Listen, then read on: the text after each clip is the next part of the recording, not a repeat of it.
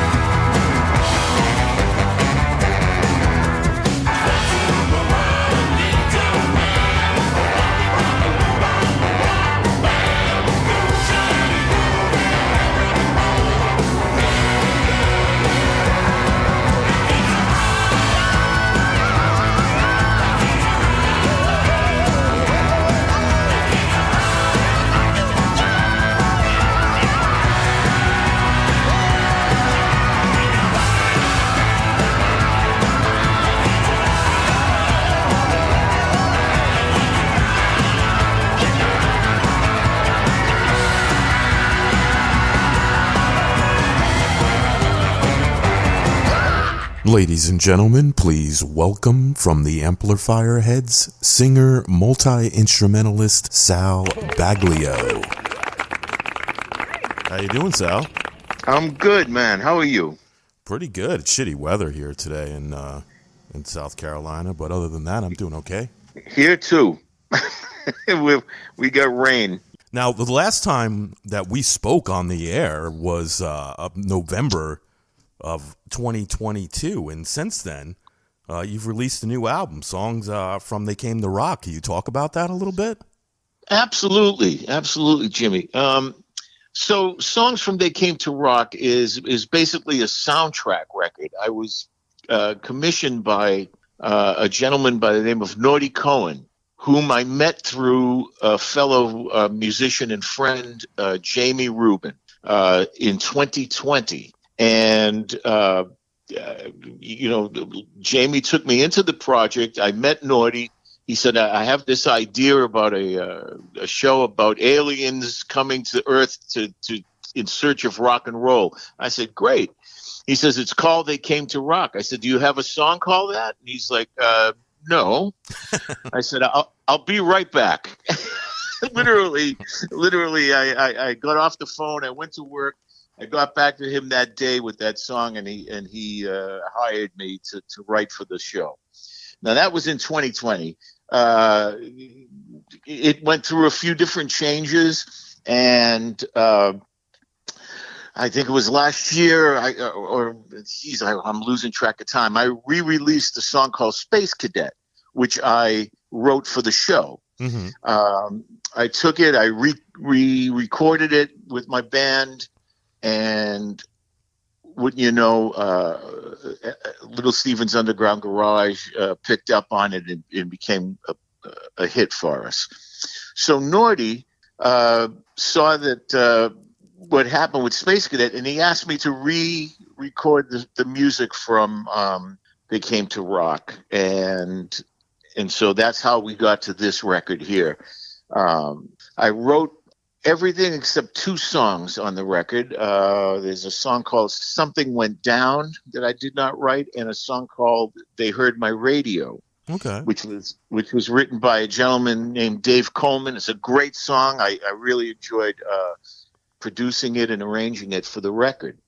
You know, we also, since it's a soundtrack to his show, Norty's show, I brought in other vocalists to sing the tune, so that it wasn't just coming from a singular voice. You know, like any other sort of musical or sci-fi, you know, movie, whatever he's going to do with this thing. You know, there's talks about it being a live stage production, an interactive show, and you know, quite, you know, hopefully they're working on a script for TV. That aside, in recording the soundtrack, rather than singing all the songs myself, I enlisted some good friends, new and old, to come in and do the lead vocals on some tunes. You know, we got Barrence Whitfield, Okay. the great Barrence Whitfield, who sings the title track, They Came to Rock. My good friend Alan Estes, longtime friend, great songwriter. He sang They Heard My Radio. I got Jen D'Angora from the Shanghai Low singing on it. Dan Kopko singing tunes. And, you know, I enlisted other musicians to just bring the thing to life. And so here we are. Hopefully it's just volume 1, because we literally have an entire another record worth of songs that we could record, which is the rest of the show. So we're hoping to do that soon. But for now, volume 1 is out, songs from They Came to Rock, and here we are, Jimmy. We're talking about music again, you and I. Yes, we are, man. This podcast will feature 2 of your tracks, They Came to Rock and Dead Star. Now, we heard the story behind They Came to Rock. What's the story behind Dead Star? So They Came to Rock is the title track, obviously, and Dead Star was the music came to me, the lyrical thing came to me, and I believe that song is about. It's based on the line, you know, dead stars still shine. So, in other words, when we see a star up in the sky, it's the light from a dead star, from a dead planet, dead star rather, and it still shines. And I thought, well, it's the same with you know, our iconic rockers that have gone. Right? Once they go, their music still shines, right? What they've left here is still here. So I think that was kind of what I was thinking about when I wrote that song. Although when I write, it's usually stream of consciousness, and then I go back and look at it and try to put myself into some psychotherapy to figure out what the hell I'm talking about. And then I tailor it to come and mean something. But that's where Dead Star is coming from. In fact, there's a line in there. Was it a bird or a plane or a lad gone insane?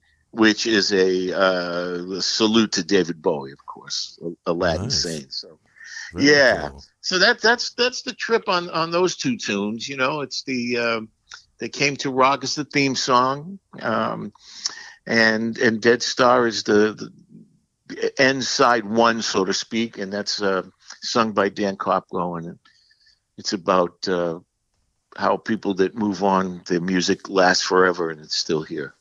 And you said that you've written enough songs to do another whole album. When do you think you're going to release that? In like another year or so? Or I don't know. You know, I mean, it would probably come out next year. If we go ahead and do it. A lot of the songs from my record, Saturnalians from 2021, there were a bunch of songs off of that record that were leftovers from the show that we didn't use in the show, like Rocket Boy and Earth Girls on the Loose, On the Moon. I just kept writing in that style, and I put out my own record, Saturn Aliens, with that stuff. So there's that record. And Volume 2, I'm hoping that we're going to go ahead and record it this year and have it ready for next year. That would be cool. Yeah, absolutely. There's so much material, both my own and from another couple of writers that belong on this record, Volume 2, that would be great. And I'm looking forward to doing that. Yeah. Be cool to see a musical, like you said, if they could put something together, I think it would be great. I think a musical would be a great idea. The script, I haven't seen the entire script. I saw little pieces of it. But I think the idea was, it started out as, the aliens got a radio transmission in the very early 50s. They heard an electric guitar and they heard some rock and roll, and they came here in search of it. But what they found out was they left some aliens here, or they found some that were here.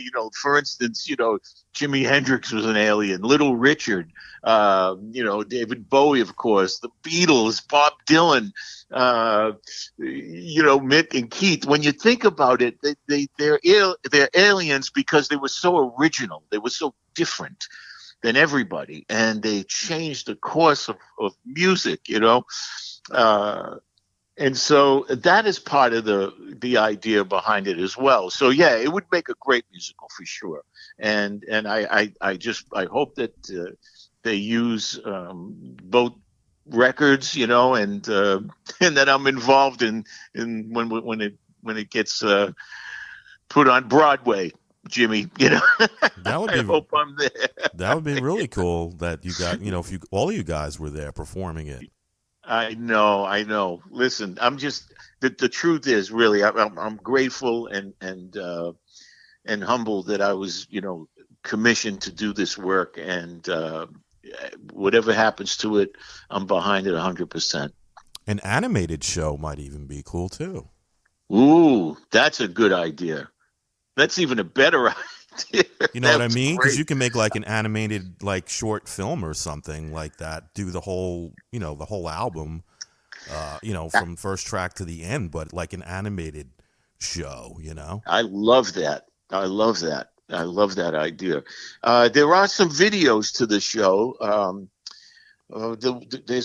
Obviously there's one for Space Cadet that came out a couple of years ago, and then something went down with Jen D'Angora and myself, and now there's 2 more in production that we're waiting on. They Came to Rock, which the Amplifier Heads with Barrence filmed at a great place in Gloucester, Mass, called The Cut, and with the great Harry McCoy. And then there's going to be another one with Jen D'Angora later on, probably a couple of months, for a song called That Girl Betty. I just saw some roughs of that. They look great. I think Norty's idea is, to make a video for every song and then somehow link it together as a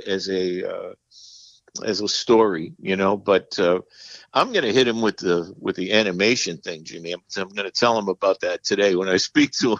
I think that it probably costs a lot less than having to do a whole big show too, right?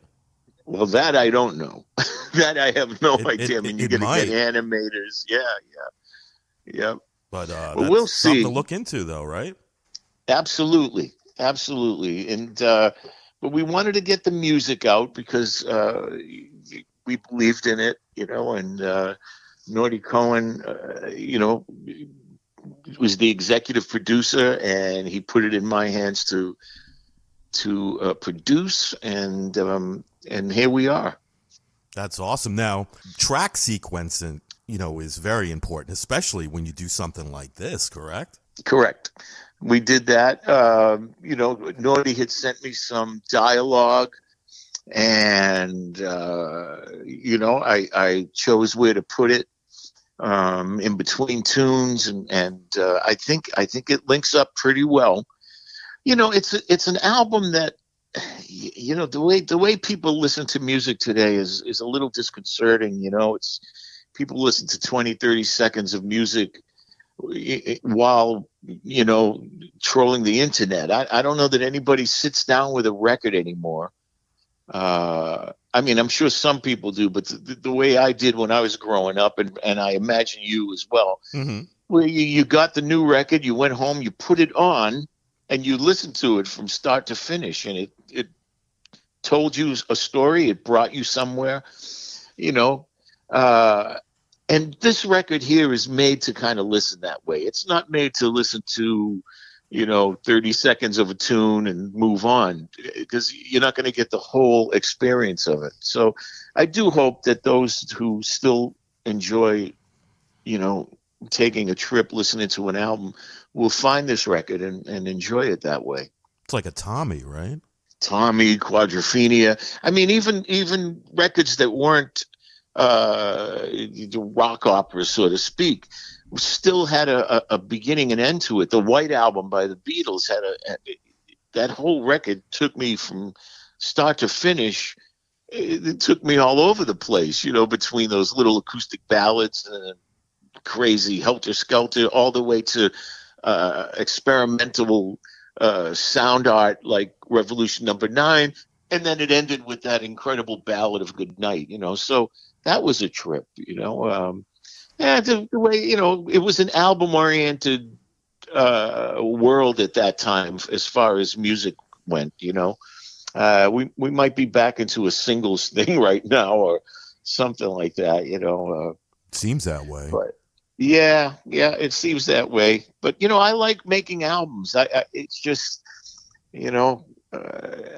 even the other Amplifier Heads records that I've done, I always look at them like a complete work. It starts here, it's going to go here, it's going to do this at this place, and bring you to someplace at the end. Yeah. I guess, call me old, but that's how I do it. You know what I mean? Yeah, I've been jamming Rectifier in the car all week. Oh man, that's great. That's great. Yeah, that's a nice short little nine song record that was a statement in and of itself. Yeah. Well, I hope you like it. I love it. That's one of my favorites by you. Oh man, that's great. Thank you so much. No, you're welcome. Now, when composing a new song, what comes first for you, the melody or the lyrics?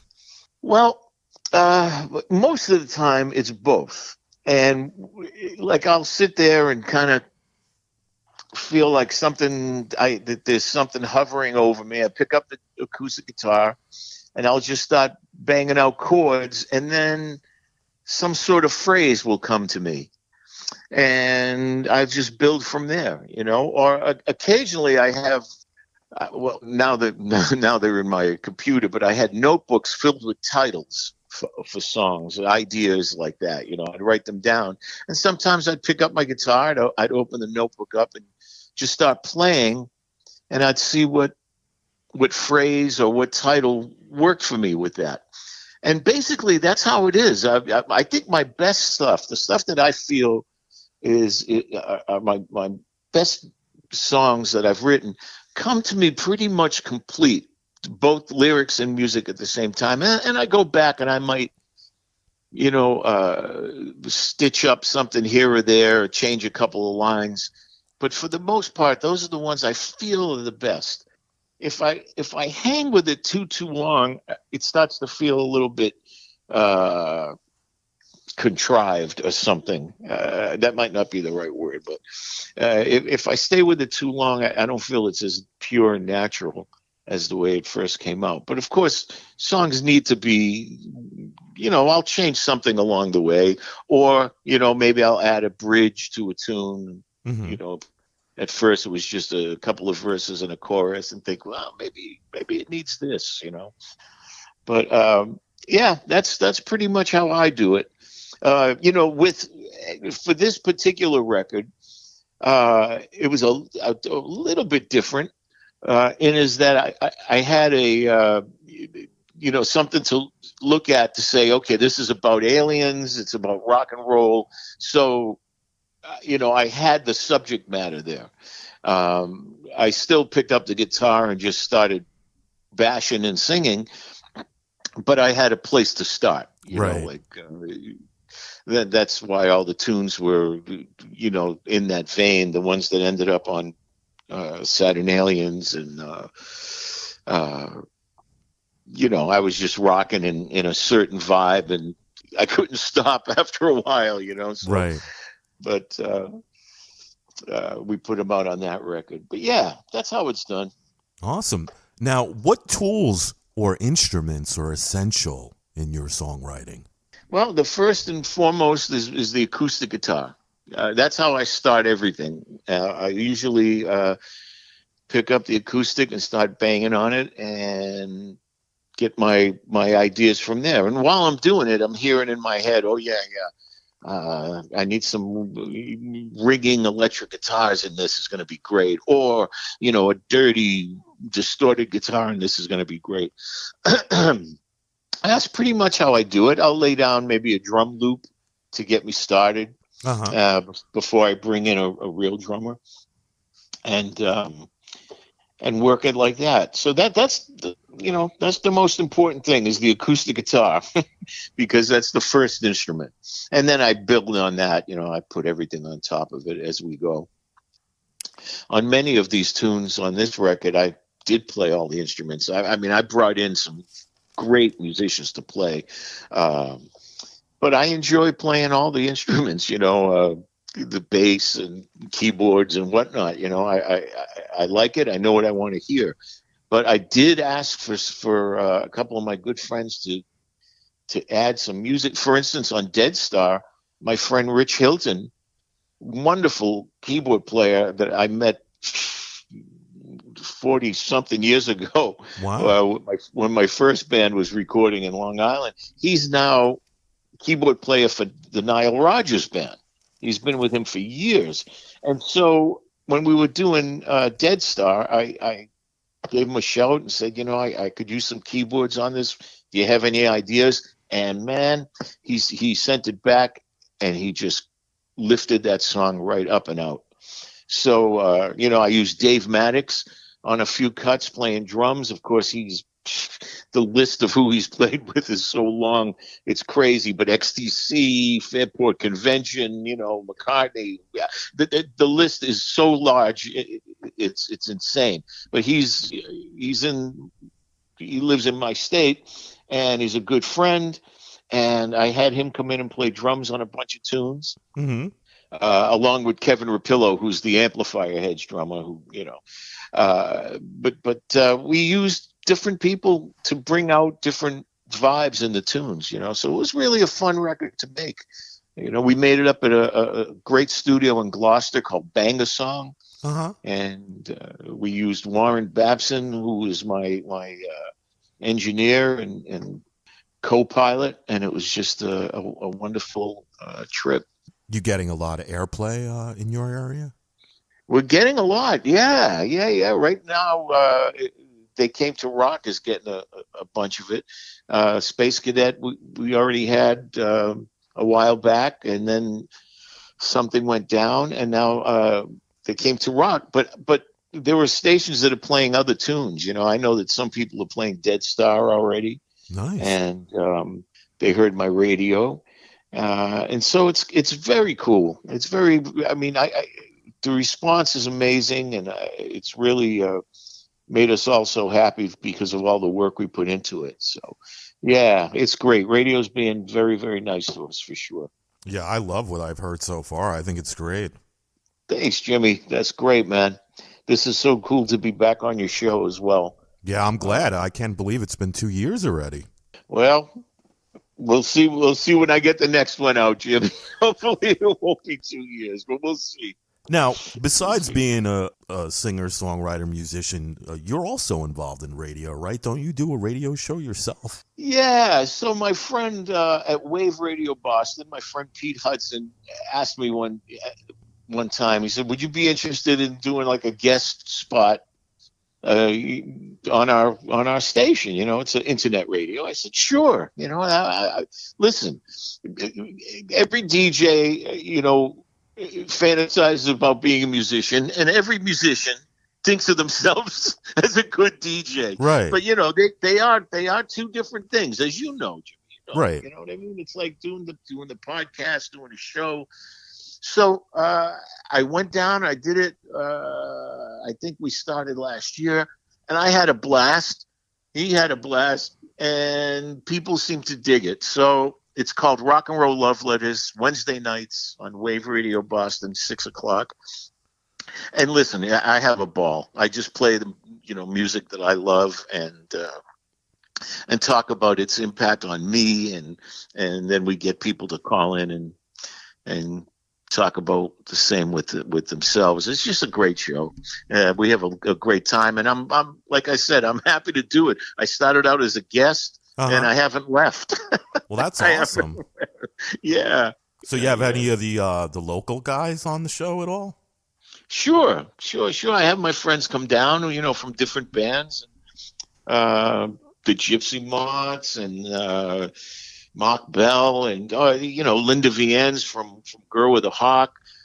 The list goes on forever, But sure, I'll do a show where I invite them down. We'll feature their music and talk about them and have a ball. And what website is that on? WRBRocks.com.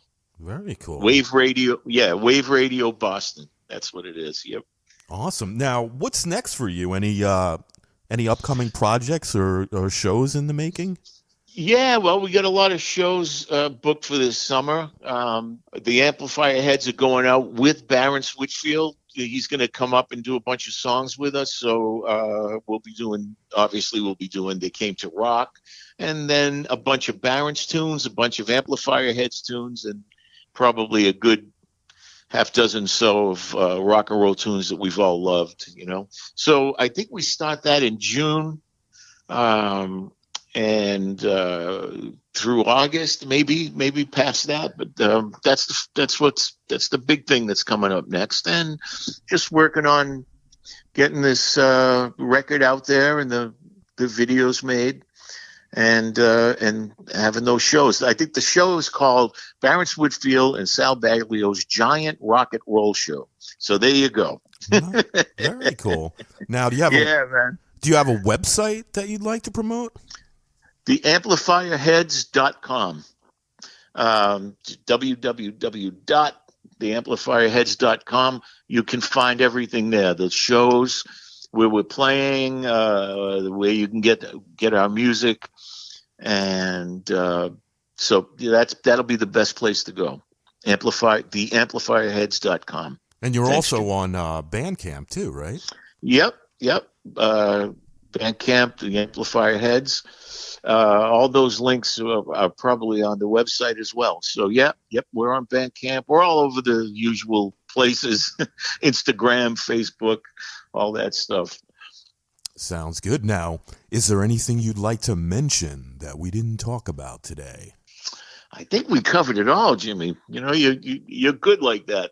I think we covered everything. It's They Came to Rock is a soundtrack record featuring lots of different artists and lots of different types of music. So it's a little bit different than a regular Amplifier Heads record. So I really do hope that people listen to it, give it a shot, and listen to it from front to back and get a good experience out of it. You got to get that animated show out too. That's next. That's next. Well, Sal, it's been a pleasure talking with you again, and we definitely have to do it again sometime. Absolutely, Jimmy. Thank you so much for having me on, and we'll talk to you very soon. All right, buddy. Stay in touch, all right? You bet. All right, take care. All right, bye-bye.